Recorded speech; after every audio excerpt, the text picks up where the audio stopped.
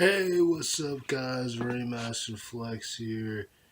And man, I was going to do this video specifically on one thing, but I find myself doing it on two.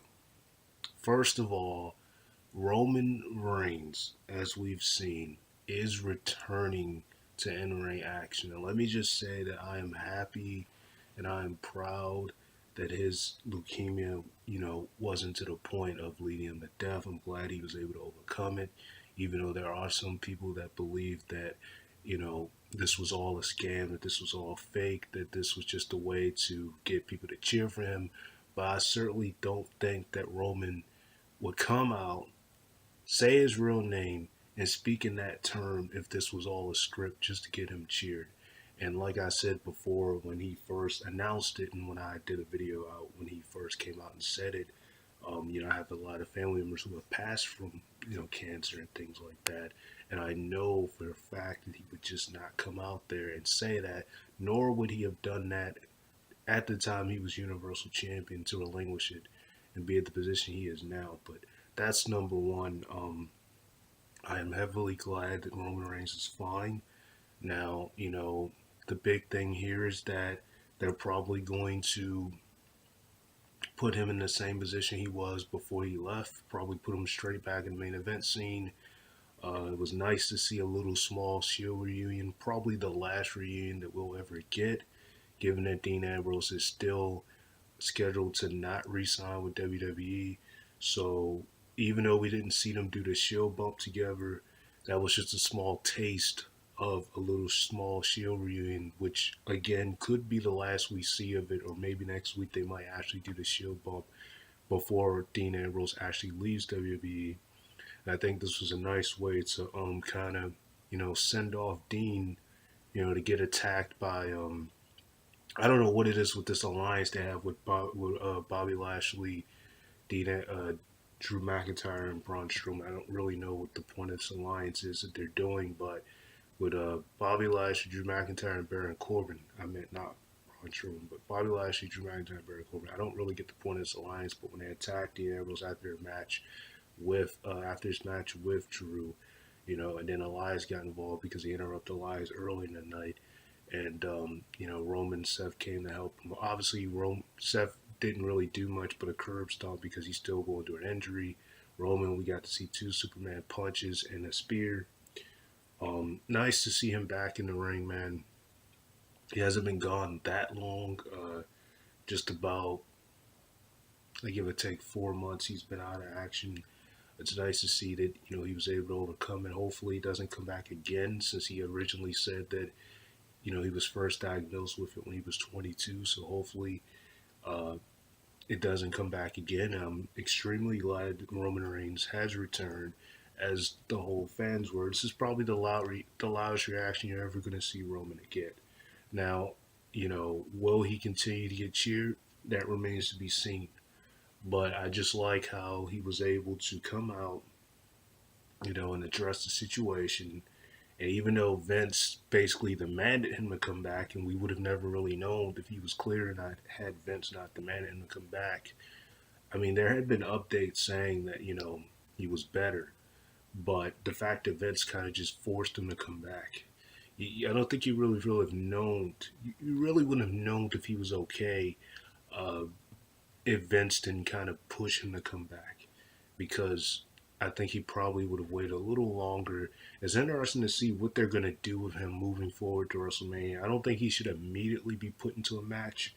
Maybe he might get involved in the Seth and Brock's match. Maybe he might be at Seth's corner during the Seth and Brock's match. I don't really see a reason of why he should um, immediately wrestle at this point in time. I mean, we're edging to March this Friday, and WrestleMania is just around the corner, so it'd be kind of a small time to just build him straight up to WrestleMania with this short a time left. But we've seen it before. We've seen some guys who, return right before WrestleMania, and they're able to actually wrestle at WrestleMania. And maybe that might happen. Maybe he might team with Dean before Dean leaves, or maybe he just might be at ringside with Seth during the title match. You never really know what the case is going to be, but the fact that he is back, the fact that he is not suffering anymore, the fact that he overcame it, you can only hope and pray that he does not, catch it again. Some people, of course, want him to. They don't want him to return. They want him to, catch the cancer again and just stay away. I think it's really cruel, but you're always going to have some people who are just not going to like Roman Reigns, and that's okay. You have a right to whatever you feel. My personal opinion about Roman is, I personally do think that they did, over push him too much. But as a person, I don't see anything wrong with him. The character is over pushed. The character was, shoved down people's throats. But as the person, as Joe, which is his real name, I don't see anything wrong. So, and he's actually a really nice guy. I mean, to tell the truth, you can just really tell. I've never really heard much backstage about him, about anyone really hating him. If anything, I've heard he's like a locker room leader in the back. Haven't really heard any stories of anyone actually despising any hate towards Roman. So he's not the type of guy that you know people would just naturally hate some other wrestlers backstage. So it was definitely a nice, warm welcoming for him to come out and announce that his leukemia, he's in readmission, that he is able to return to the ring. Interesting to see if they're going to have him immediately wrestle next week, or give him some time to wrestle, or even wait till after WrestleMania to put him in his first matchup. Maybe he might just be in some, little helping things towards Seth and Dean, or maybe they might put him in a six-man tag team match next week just because of the fact of them helping Dean. But then again, they can't do that because Seth is still injured. So because Seth is still injured, I'm not really sure what they're going to do with Roman moving forward. Unless they're just going to throw him into some single matches with Drew, Bobby, and Elias, or even Corbin, since they're the trio, and Elias just happened to join it just for this one night, just to help him out because of Dean interrupting him. But this was a quite interesting Raw. We've seen typically most of what happened was pretty average. As it pertains to the matches, but it was more so the storytelling that caught my eye, and the two matches that I liked the most tonight was the Revival, Aleister Black and Ricochet. Even though I feel bad for Revival because it's ridiculous that they gave them the tag title just for them to lose 2 straight weeks in a row to some NXT call-ups. It's just really sad that they gave them the tag team belts because they knew they wanted to leave, or it was rumors they wanted to leave, and now you're going to have them lose 2 straight weeks to some NXT call-ups. It's like really a waste of time even giving them the belts if you're going to do that. And they'll probably still end up leaving anyway if they're going to keep treating them this way. But that's another story. And I thought the Leo Rush and Finn Balor match was pretty good. Leo Rush really got to showcase his talent in that match. Leo Rush has always been really good. One of his best matches I ever seen was the match he had with Cedric, where Cedric actually ended his undefeated streak on 205 Live when he was undefeated for a good little while. That was a hell of a matchup. But you don't really get to see that side of Leo Rush, on the main roster that much. They don't really showcase it as much. But tonight, he really looked good in his match with Finn. And I figured they were going to have him win the title because Finn just won it. And Finn, he's a proper title reign since the Universal title reign. He had to drop the belt the next night. But it made Leo look pretty good. The women matches, um, they were what they were. The best part about that whole thing was the fact that Becky came out, and attacked Natalya and was about to fight Ronda Rousey, and this is slowly setting up to the triple threat match. It's been rumored for a long time, so it was nice to see that. But the one thing that caught my eye, um, outside of this Roman thing, and this is what this video is about. It's about Roman. I'm glad the man is back. Interested to see what he's going to do. And then this is also about Batista. So we haven't seen Batista since the 1000 episode of SmackDown Live. And the last time we seen him, he made a joke saying that Triple H has done everything in this business except beat me. And then he had a serious face at Triple H. This was like an Evolution reunion, and Triple H, he had a serious face at him, and it looked like he was going to attack him then, but Rick kind of calmed him down, and then they shook hands and just laughed it off. I am extremely confused on what just happened tonight. Batista came out of nowhere, and there have been rumors for months that Batista was going to face Triple H at WrestleMania. Now they scrapped it after Triple H got injured at Crown Jewel, but there have been rumors that Triple H and Batista were going to face each other at WrestleMania. This has been rumors for quite a while, not even just for months. I think for a couple of years have been rumors that they were going to face each other at WrestleMania. Batista's made it very clear. He's been open about how he wants to do one final program, and he just wants to do it with Triple H because of the history that they have and the face him at WrestleMania. And that kind of seems like where they're going tonight because all this hype that was centered around Ric Flair's 70th birthday, and all of a sudden, who do I see? Ric Flair's entry music comes on. Before that, you have Stephanie McMahon announces. You got all these guys in support of Ric Flair. You have Shawn Michaels come out. You have Ricky the Dragon Steamboat come out. Then you have Sting come out. You got the whole Raw roster standing on the podium. Ric Flair's music hit. He doesn't come out, and all I see is Batista dragging him, and it just kind of shocks the hell out of me because this is the first time I've seen Batista since the 1,000 episode of SmackDown Live. So I just wonder, like, with it being so close to March and WrestleMania is in April, it just makes me wonder how they're gonna tell this story in such a late time now. It's like it's kind of strange, and it just kind of goes back to what I did about the footage of Triple H needing to retire and all that. It's like every year Triple H finds some type of way to put himself in a match at WrestleMania, whether it starts in the late fall of the previous year or the early beginning of the next year. I mean, just last year it kind of started. 2017, it all started when he had basically won the match for himself for Team Raw, and a pedigree Kurt Angle and helped Shane eliminate him, and that build up would eventually lead to him versus Kurt Angle in a mixed tag team match with him and Stephanie versus Kurt Angle and Ronda. Um, and in this case, like I said, it's just kind of weird because we hadn't seen these guys have a competition with each other since October. And then out of nowhere, Batista just says, he just comes out. You see Batista's face. He's like, "Hey, Hunter, like, do I have your attention now? Huh? Huh?" Like, and he just looks so angry. And it's like the last time you seen him was on SmackDown 1000. So I don't know what this is going to lead to. Is this really going to be the match that has been rumored for a while now? Is Triple H versus Batista once again at WrestleMania? Is that what this is leading to?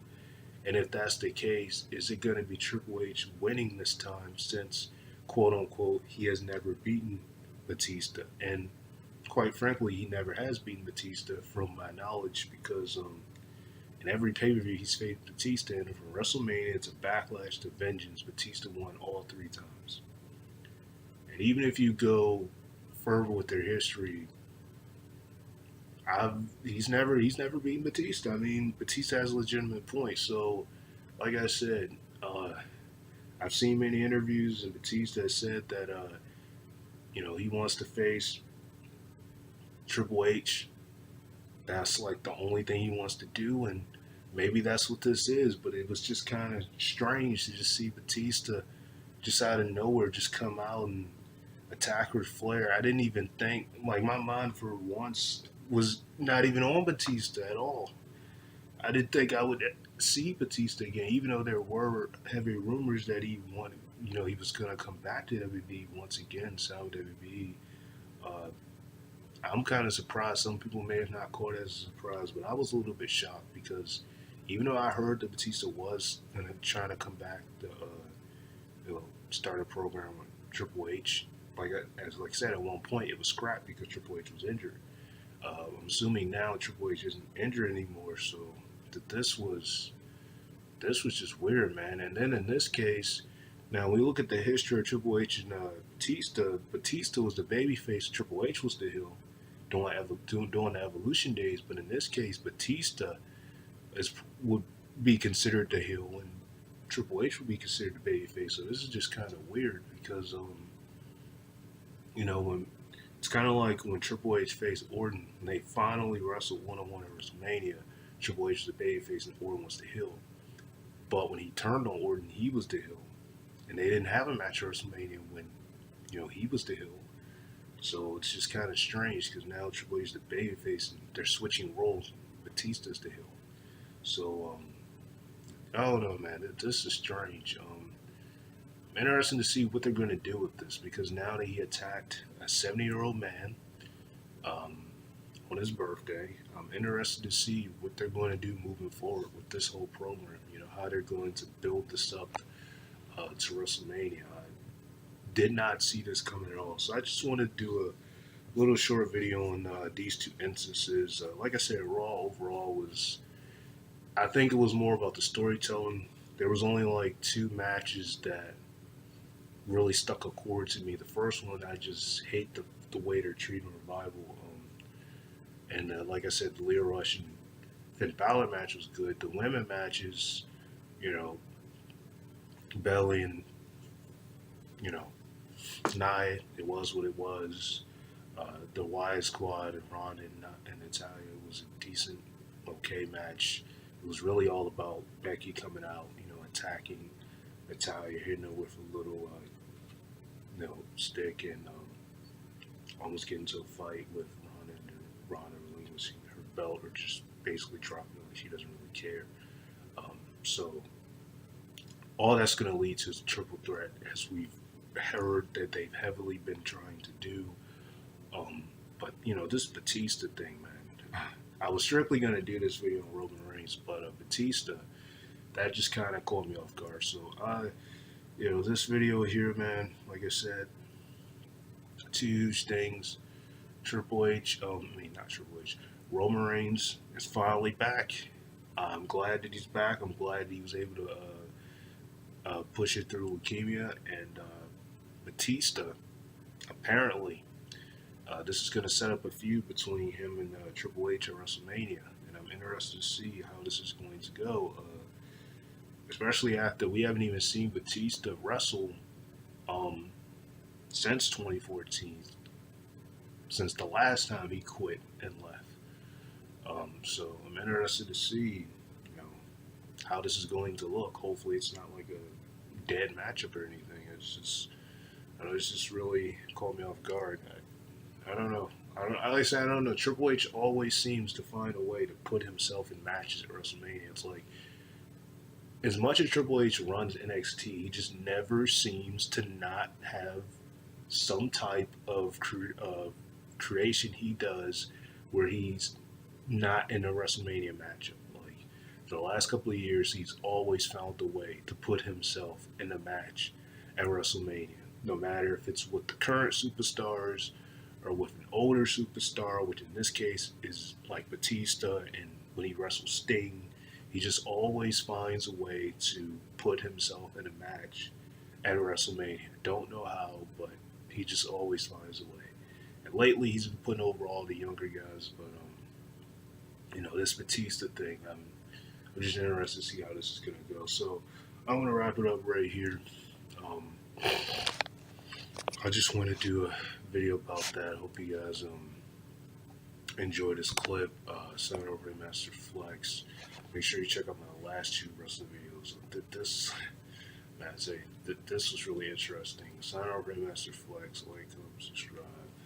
I told you guys in every day as you can see all my PG stuff, college and everything. So see you whenever I get the next video up.